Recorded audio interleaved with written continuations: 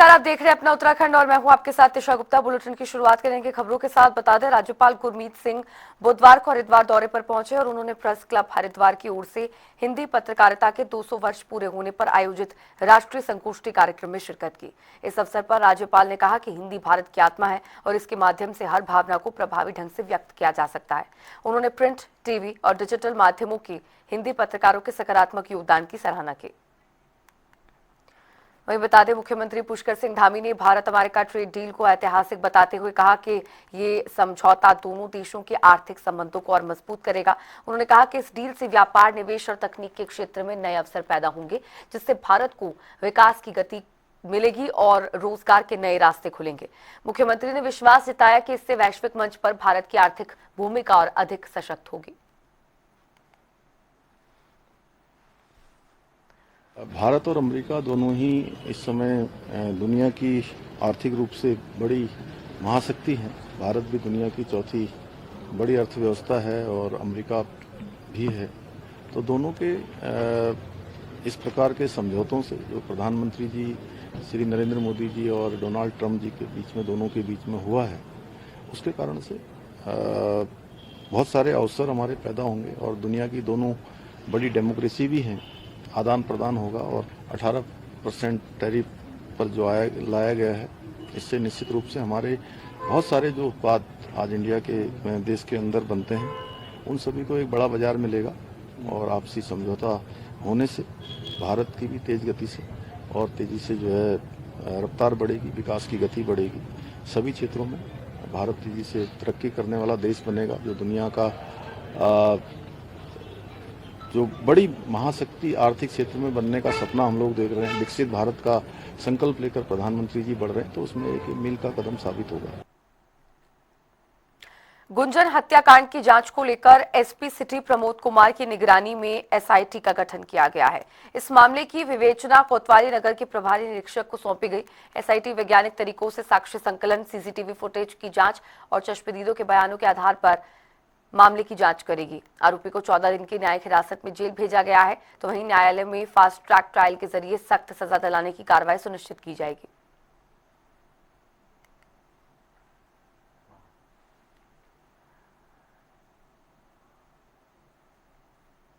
देहरादून में मुख्यमंत्री पुष्कर सिंह धामी ने कालसी क्षेत्र में हुई हिमाचल रोडवेज बस दुर्घटना के घायलों से दूर अस्पताल पहुंचकर मुलाकात की। मुख्यमंत्री ने घायलों का हालचाल जाना और अधिकारियों को बेहतर उपचार सुनिश्चित करने के आदेश दिए। साथ ही उन्होंने घायलों के शीघ्र स्वस्थ होने की कामना भी की। बड़ा हादसा हो गया रास्ते में और जो हमारे बीच में उसमें नहीं भी रहे, उस घटना से बड़ा दुखद घटना थी। मैं उन सभी को प्रति अपनी संवेदनाएं व्यक्त करता हूँ। भगवान उनको अपने श्री चरणों में स्थान दे, उनके परिवार के लोगों को इस जो कष्ट अचानक आया है उसको सहने की शक्ति प्रदान करे। और जो लोगों का यहाँ पर दून अस्पताल में उपचार चल रहा है, कुछ का विकास नगर में चल रहा है, मैंने दूरभाष के माध्यम से विकास नगर के जो प्रभारी चिकित्सक हैं उनसे भी बात करी थी। दून अस्पताल में मैं सभी से मिला हूँ और उनका अच्छा इलाज हो रहा है। यहाँ पर जल्दी वो स्वस्थ होंगे। हिमाचल सरकार ने कोई बात हिमाचल सरकार को हम लोगों ने अपनी तरफ से यहाँ से सूचना दे दी है कि हम उनके सभी का इलाज यहाँ पर ठीक प्रकार से करवा रहे हैं। धन्यवाद। सितारगंज तहसील में आयोजित तहसील दिवस में अधिकारियों ने आमजन की समस्याएं सुनी और कई शिकायतों का मौके पर ही निस्तारण किया। तहसील दिवस में सीडीओ दिवेश सासनी ने करीब 40 फरियादियों की समस्याएं सुनी, जिनमें से 25 का तत्काल समाधान किया गया, जबकि शेष मामलों को संबंधित विभागों को भेजा गया।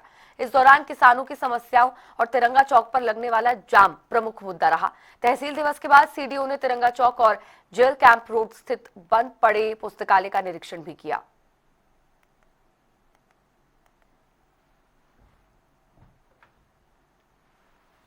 जब पिछली बार ग्रीष्मकालीन जो था, धान बुआई के समय था, हमें कहा गया कि सूखी बुआई कीजिए। सूखी बुआई में हमने टोटल यहाँ के उधम सिंह नगर, पतरामपुर से लेकर खटीमा तक के किसानों ने बारीक धान बोया।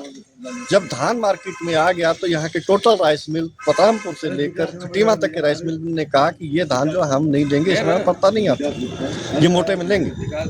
जब मोटे में धान आ गया तो अब हमने एक दिन ये गोदाम पे हम गए, देख रहे हैं कि वहाँ टोटल धान लाट जो उतर रही है सुपर फाइन के नाम पर उतर रही है। हमारा ये कहना है कि सही इसकी एसआईटी गठित की जाए, जिससे कि जो धान हमसे मोटे में लक्सर में एसडीएम सौरभ असवाल की अध्यक्षता में आयोजित तहसील दिवस में कुल 35 शिकायतें प्राप्त हुई और उनमें से 13 का मौके पर ही निस्तारण किया गया। इस दौरान नगर में साफ सफाई और अतिक्रमण को लेकर एसडीएम ने नगर पालिका के अधिशासी अधिकारी को कड़ी फटकार लगाई और लापरवाह अधिकारियों पर कार्रवाई की चेतावनी दी। तो वहीं तहसील दिवस में पहुंचे फरियादियों ने इसे औपचारिकता बताते हुए समस्याओं के स्थायी समाधान की मांग उठाई।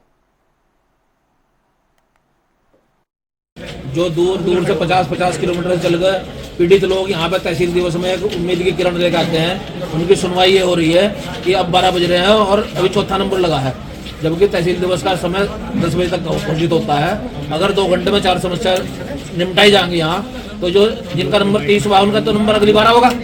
तो ये जो लोग अपने किसान मजदूर अपना खेत का काम छोड़कर यहाँ खड़े हैं और अधिकारी बैठे अपना वहाँ बात बना रहे। मैं तो ऐसे तहसील दिवस को बहिष्कार करने की सरकार से मांग करता हूँ, क्योंकि ये सफेद आती है, कुछ नहीं होता। अधिकारी अपना घूम घाम के चले जा, किसी की सुनवाई होनी रही। अभी 4 बार पिछले 15 दिन में एसडीएम को एक ज्ञापन दिया गया कि रेलवे की जो लोग हैं वो बैरिकेडिंग करके लोगों के खेतों के रास्ते रोक रहे हैं, आबादी के रास्ते रोक रहे हैं। जहाँ सरकार केंद्र में मोदी जी और ये पुष्कर जी बड़े बड़े हाईवे बना के जनता की सुविधाओं के लिए काम कर रहे हैं, सड़कों का अधिकरण, सड़कों का निर्माण हो रहा है और यहाँ पर लोगों के चलते हुए रास्ते बंद यहाँ सरकार कर रही है और एसडीएम को जाने की फुर्सत नहीं है। यहाँ चक्कर तहसील के काट रहे हैं, हमारी ज़मीन पर कब्जा कर रखा है और वो हम कह रहे हैं साहब हमारी 6 बीघे ज़मीन है, उससे कब्जा मुक्त करा दो। कोई हम यहाँ आते हैं, एप्लीकेशन दे रहे हैं, अब आज तक कब्जा छोड़ने के लिए कोई तैयार नहीं है उसका। इन पर एसडीएम साहब इतना आदेश दबाव नहीं बना रहे कि जो प्रशासन को भेज के हमारी ज़मीन मुक्त करा दे। बस कब्जा रखी वो कह रहे जो गरीब आदमी की ज़मीन है हम उसको ऐसे ही पहुँचाते हैं और या तो इसका पैसा लो, नहीं तो ज़मीन हम छोड़ देंगे। अब हमारे यहाँ कोई मदद नहीं मिली एसडीएम के यहाँ से तहसील दिवस से। क्या फायदा साहब, हमें यहाँ तहसील दिवस के चक्कर काटते हैं। हमारी कुछ यहाँ हमें मदद नहीं चाहिए यहाँ से। ये जनता दरबार जो लगा हुआ है यहाँ जनता की समस्या के लिए है, लेकिन जनता की कोई समस्याओं का निस्तारण नहीं हो पाता। जनता तो अपनी एक एप्लीकेशन लेके आती है और अधिकारियों को दे के चली जाती है, लेकिन अधिकारी अपनी मस्ती में इतने मस्त हैं कि वो जनता को का ना तो कोई समस्या का निस्तारण कर पा रहे हैं और ना ही जनता की कोई समस्याओं को वो देख पा रहे हैं। सबसे बड़ी बात यह है कि जो अधिकारी यहाँ पर आते हैं चाहे नाश्ता किया और अपना निकल गए, जनता परेशान है। जनता देखो, अगर आप देखो तो लाइन में लगी खड़ी है, उनके किसी भी कार्य के लिए कोई भी अधिकारी अपने स्तर से कोई भी कार्रवाई। लक्सर तहसील में तहसील दिवस का आयोजन हो रहा है।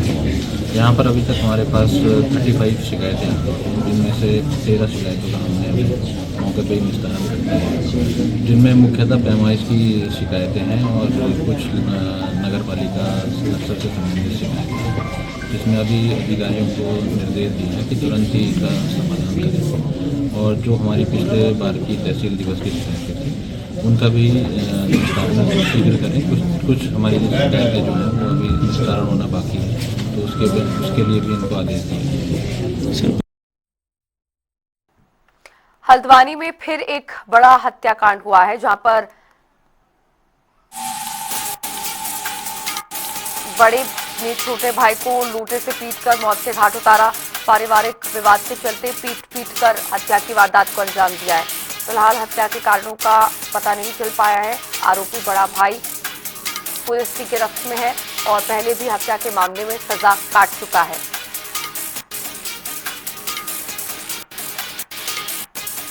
बड़ी जानकारी इस वक्त की हल्द्वानी से आपको बता रहे हैं, जहां पर एक बार फिर से बड़ा हत्याकांड हुआ है। बड़े भाई ने छोटे भाई को लूटे से पीटकर मौत के घाट उतारा और पारिवारिक विवाद के चलते पीट कर हत्या की। फिलहाल हत्या के कारणों का खुलासा नहीं हो पाया है और पुलिस की गिरफ्त में आरोपी बड़ा भाई है। पहले भी हत्या के मामले में आरोपी सजा काट चुका है और अभी फिलहाल पुलिस की गिरफ्त में है।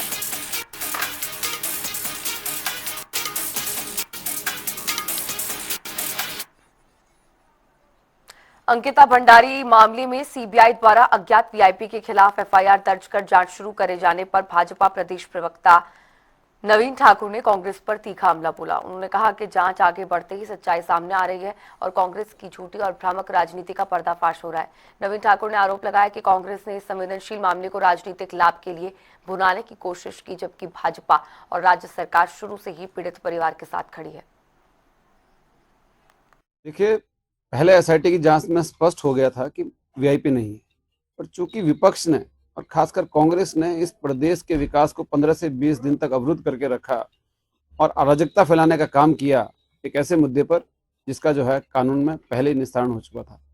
परंतु अंकिता भंडारी के माता पिता के आग्रह पर जो है इस प्रदेश के बहुत ही संवेदनशील मुख्यमंत्री यशस्वी मुख्यमंत्री पुष्कर सिंह धामी जी ने सीबीआई जांच के आदेश दिए और कल दिल्ली में सीबीआई ने इस पर एफआईआर दर्ज कर ली है। सीबीआई की टीम पिछले दिनों कल ही उत्तराखंड आ चुकी है और जितने भी अंकिता भंडारी से संबंधित दस्तावेज थे, साक्ष्य थे, उनको जो है एसआईटी से उन्होंने प्राप्त करने का काम कर लिया है।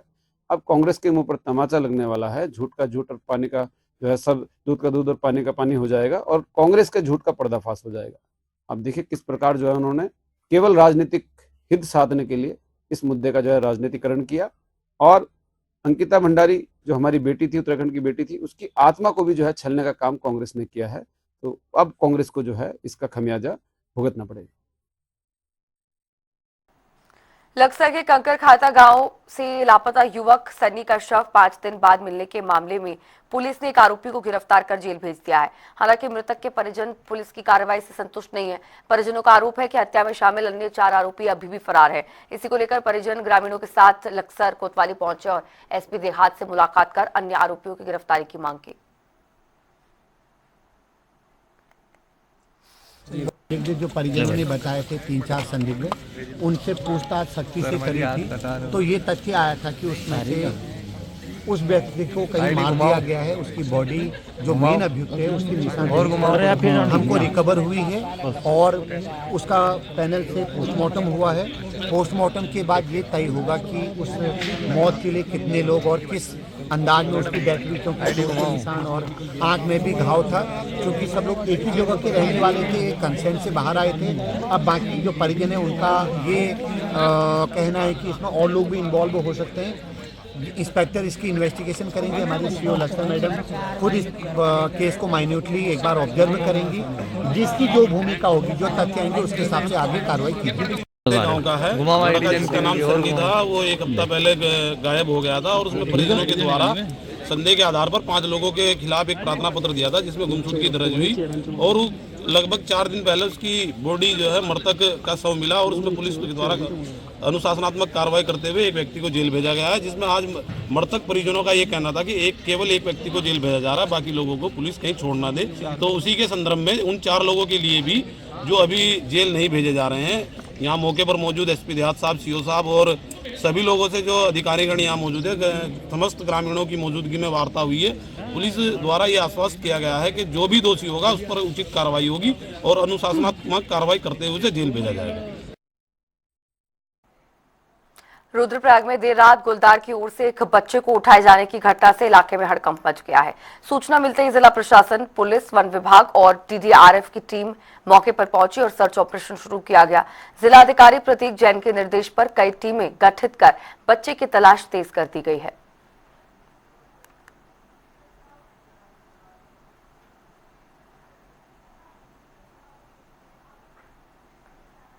हरिद्वार में सरकारी संपत्ति को भद्दा और विरूपित करने वालों के खिलाफ जिला प्रशासन ने सख्त रुख अपनाया है।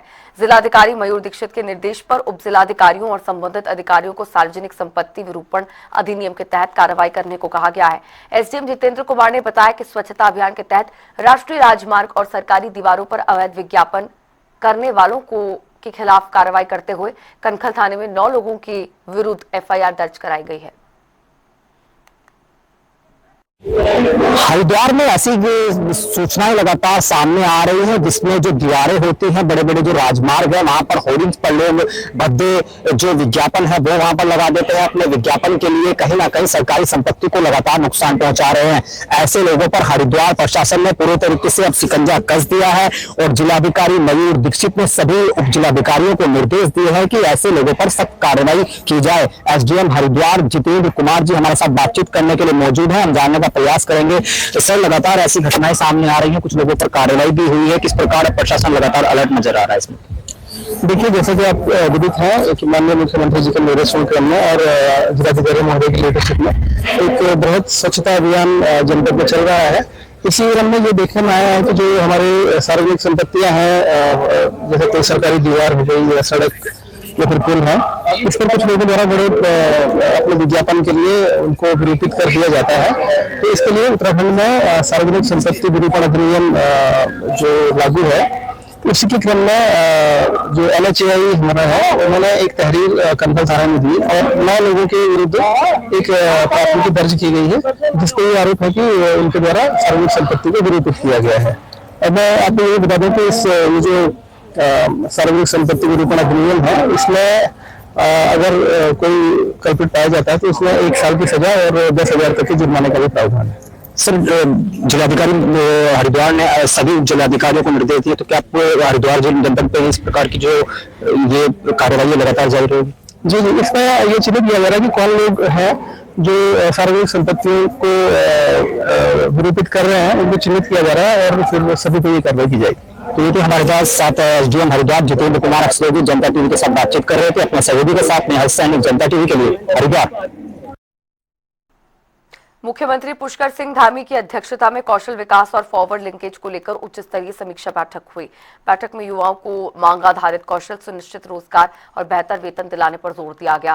सीएम ने पाठ्यक्रम, प्रशिक्षित ट्रेनर, शिक्षक और ITI जैसे तकनीकी संस्थानों को अपग्रेड करने के आदेश दिए।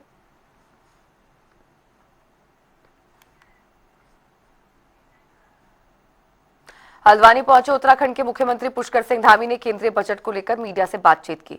उन्होंने कहा कि मुख्यमंत्री ने ये बजट विश्वास का बजट है और वर्ष 2047 तक भारत को विकसित राष्ट्र बनाने मजबूत आधारशिला रखता है। उन्होंने कहा कि ये बजट आम जनता के जीवन में सकारात्मक बदलाव लाने वाला है और भविष्य की अर्थव्यवस्था को मजबूत करेगा।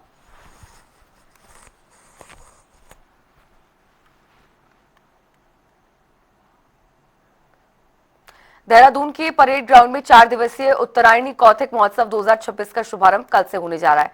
सेवा संकल्प फाउंडेशन द्वारा आयोजित इस महोत्सव की शुरुआत शोभा यात्रा के साथ होगी। फाउंडेशन की संस्थापक गीता धामी ने बताया कि कार्यक्रम में एक ही छत के नीचे उत्तराखंड की लोक संस्कृति, परंपराएं, हस्तशिल्प और पारंपरिक व्यंजनों की झलक देखने को मिलेगी। प्रत्येक जिले के स्टॉल स्वयं सहायता समूह की भागीदारी से चलेंगे।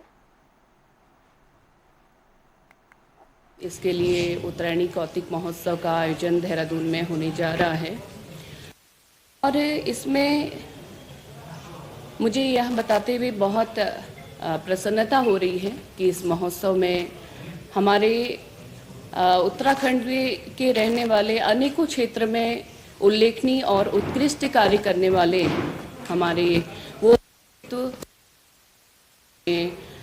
अपने गांव घरों में उत्तराखंड में एक नई पहचान बनाई है। अपने अदम्य साहस, अपनी क्षमता, अपनी मेहनत, अपनी पराकाष्ठा से आज जिन्होंने नए कीर्तिमान हासिल किए हैं और जिन्होंने हमारे देश और प्रदेश में नाम रोशन किया है, लोगों को जो है प्रेरित किया है आगे बढ़ने के लिए, ऐसे लोगों का सम्मान और ऐसे लोगों को सम्मानित हमारे संस्था के द्वारा मुख्य अतिथियों, जिसमें मुख्य अतिथि हमारे आदरणीय राज्यपाल महोदय के द्वारा एवं हमारे आदरणीय जो है श्री धामी जी, मुख्यमंत्री जी के द्वारा उन्हें सम्मानित किया जाएगा।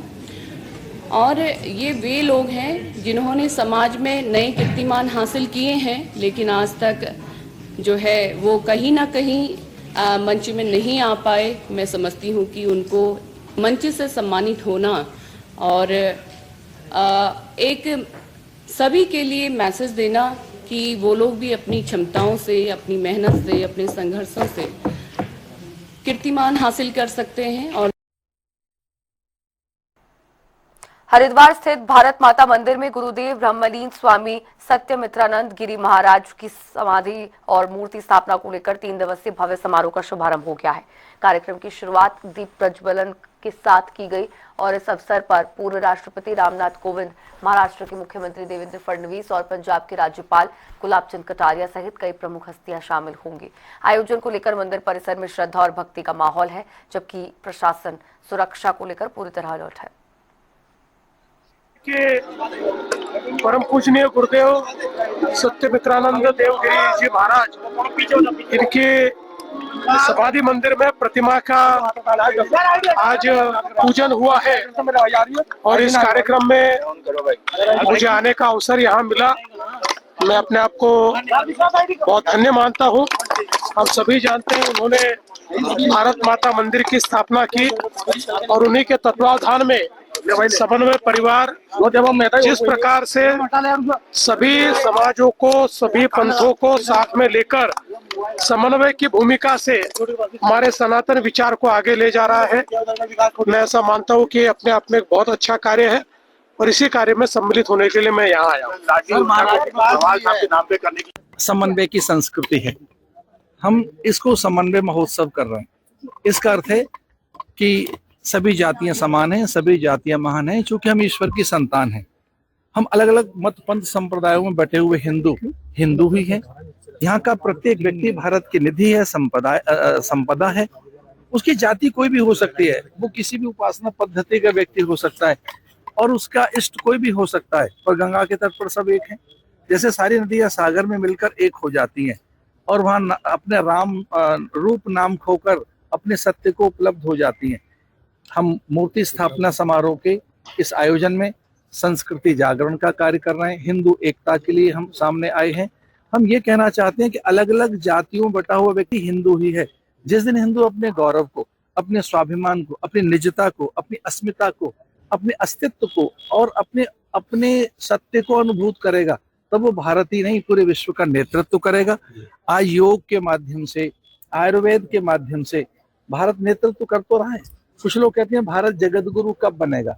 मैं कहता हूँ योग के कारण आज भी भारत जगत गुरु है, आयुर्वेद के कारण आज भी भारत जगत गुरु है। पूरे विश्व में भारत की इस रूप में चर्चा है कि भारत अहिंसक है। आज चारों तरफ युद्ध है, उन्माद है, न जाने कितना एक प्रकार का उपद्रव है, पर भारत उसमें कहीं नहीं है। भारत की एक अजेय शक्ति, एक भारत की एक वो सामर्थ्य जो आर्थिक सामर्थ्य है, उसके सामने कई देश नतमस्तक है। मैं नहीं कहना चाहता बात टैरिफ की, लेकिन हाँ, भारत अजेय है।